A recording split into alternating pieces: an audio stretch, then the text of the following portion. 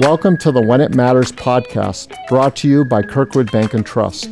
This podcast provides in-depth interviews with business owners and banking experts about how to better your financial health and be prepared for the moments that matter. I'm Pete Johnner, President of Kirkwood Bank and Trust. Today's guest is Jerry Willer, Chairman and CEO of Kirkwood Bank and Trust. Thank you for joining me today, Jerry. You're welcome. Jerry, I'm really excited to visit with you today. You've been in banking over 50 years, which is a remarkable achievement. Can you tell us a little bit about yourself, your background, and where you came from? Well, I was born and raised in Dickinson. My father had an auto body repair shop there, so I kind of grew up in that business. I have a lot of fond memories of growing up in Dickinson. And my first full-time job was with a finance company, an out-of-state finance company. While I was working there, I opened my account with a newly chartered bank in Dickinson.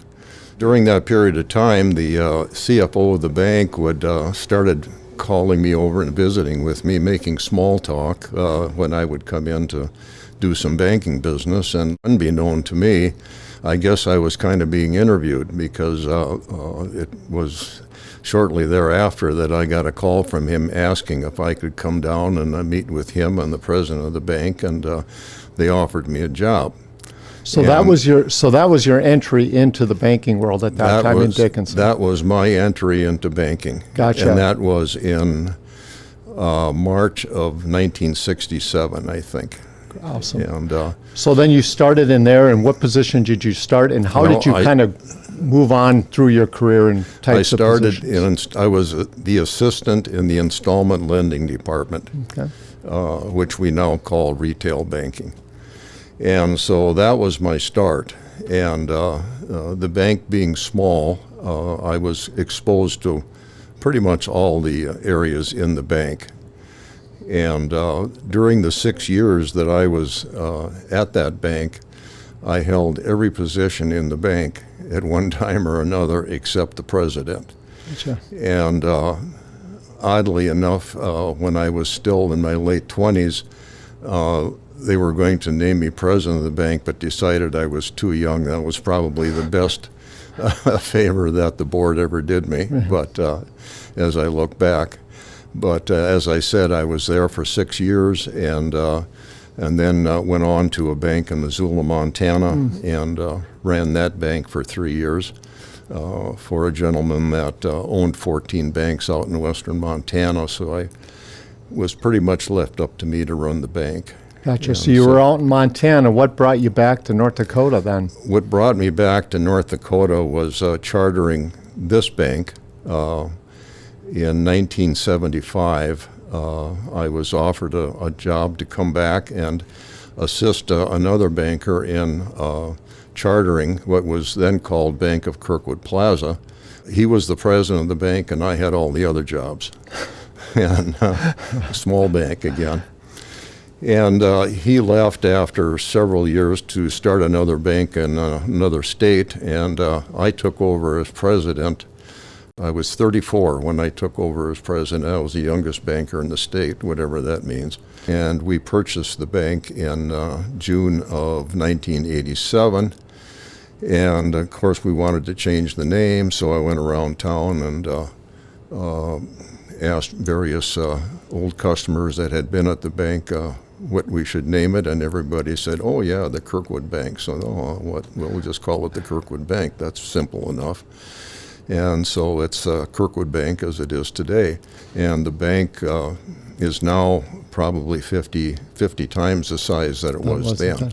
One of the things I think about here, I've been at the bank 28 years, and a lot of our team members have been in the bank over 10 years. And I think that's a testament to the way you have led the bank and how you've set the tone in here. Can you discuss the positive impacts that longevity has on the bank? Well, yeah, absolutely. Longevity, in my mind, is the key. I mean, without a seasoned staff and a dedicated staff and knowledgeable staff, you really don't have anything. And so, as I said, without them, that's kind of the first the first concern in the bank really is your staff. Gotcha. What is one piece of leadership advice you can give? Try and put yourself in the position of the person or persons that you're dealing with, be it an employee, employees, or customers, regulators. If things are not exactly the way you'd like to see them, and before there's a lot of controversy, try and put yourself in their position and where they're coming from and why. And it seems to always kind of temper things, and it's easier to work things out. Well, I think that's good advice for banking, but it's also good advice in the real world today for all of us. Oh, absolutely. So, yes. Absolutely. Jerry, the bank was chartered in 1975, and since then there's been many changes that have occurred and new products and services that the bank's added. Can you discuss some of those changes? Well, as we discussed, we purchased the bank in 1987, and the bank did have trust powers at that time, although it was doing very little in the trust area. And since that time, we've grown trust to it's pretty sizable. It's half the size of the bank now. And then we got into brokerage, and that department now is half the size of the bank. So between the two, between trust and brokerage, they're the size of the bank right now, and which is good to see.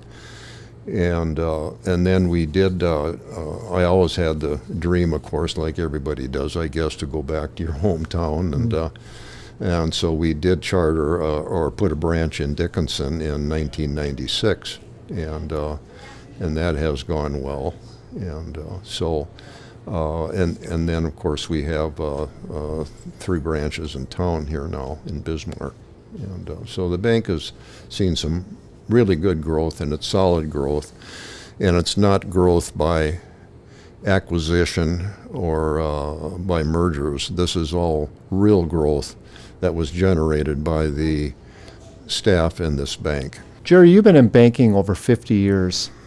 Looking back at your career, what are some moments that make you proud? Well, the proudest moments are, I think, watching what's happening with some of these customers and watching their growth over the years and feeling that we are part of that growth and that we have attributed to their success.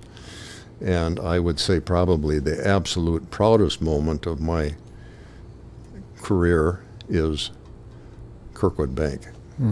And the staff that's in here, the quality of customers that we have.